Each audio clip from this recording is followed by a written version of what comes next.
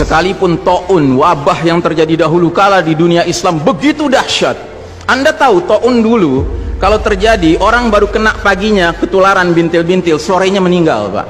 Kalau sekarang orang di swab positif, sekian belas hari dia isolasi mandiri, kemungkinannya dua, kemungkinan sembuh, kemungkinan mati.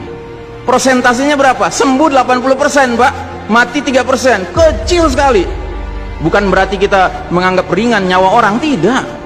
Cuman saya ingin menggambarkan betapa taun dahulu lebih dahsyat daripada yang so-called pandemi yang lebih cocok disebut plandemi ini. Direncanakan ini, Pak. Yang karenanya kalau kita lihat sejarah, sekalipun dahsyat taunnya dahulu kala, nggak ada cerita, Pak, sholat berjamaah berubah tata cara pelaksanaannya, nggak ada. Kenapa kita harus berubah? Dan saudaraku rahimakumullah, kami cuma mengingatkan beberapa pesan dari Nabi SAW tentang sholat ini. Yang pertama, Nabi mengatakan, sallu kama ra'aitumuni usalli. Sholatlah kalian sebagaimana kalian melihat aku sholat. Ini sudah kata mati, Pak. Ini kunci, Pak. Kunci ini.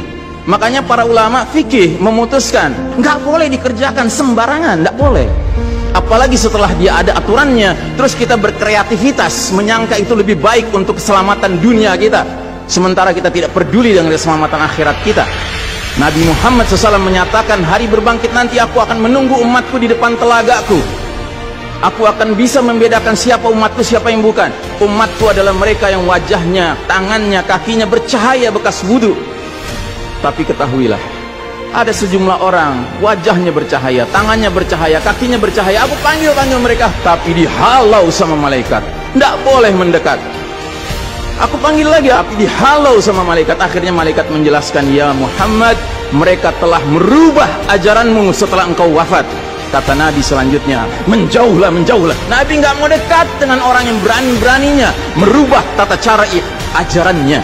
Dan ajarannya yang paling pokok apa? Tauhid. Setelah tauhid apa? Salat.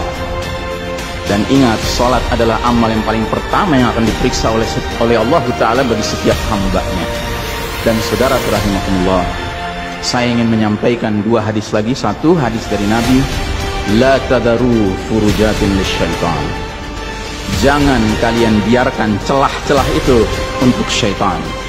Ini Nabi Muhammad SAW yang berbicara, bukan Ihsan Tanjung.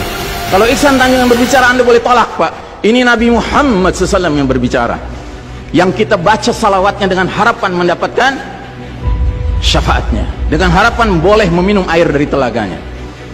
Jadi kata Nabi apa? Jangan biarkan celah-celah itu menjadi tempatnya syaitan. Hari ini tidak sedikit masjid bahkan memuliakan syaitan, memberi tanda di mana syaitan hendaknya berada. Na'udzubillahi min dzalik. Mau jadi apa kita, Pak?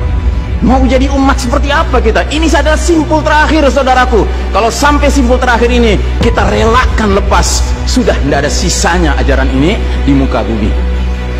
Karenanya saudaraku rahimakumullah, bagi saya urusan sholat berjamaah dan tata caranya ini bukan urusan pilihan fikih, Pak.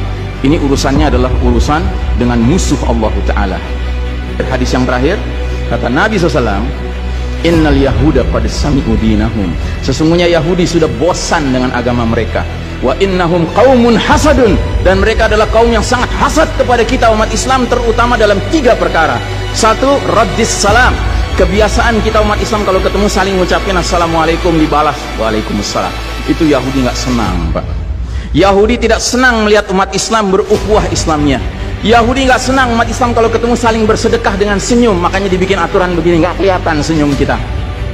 Yahudi nggak senang kita ketemu jabat tangan, rontok dosa-dosa. Maunya mereka begini saja jabatan tangannya. Dari mana ini semua? Yang kedua, mereka hasad sama kita dalam urusan apa? Iqamatis sufuf. Dalam tata cara kita menegakkan saf kita.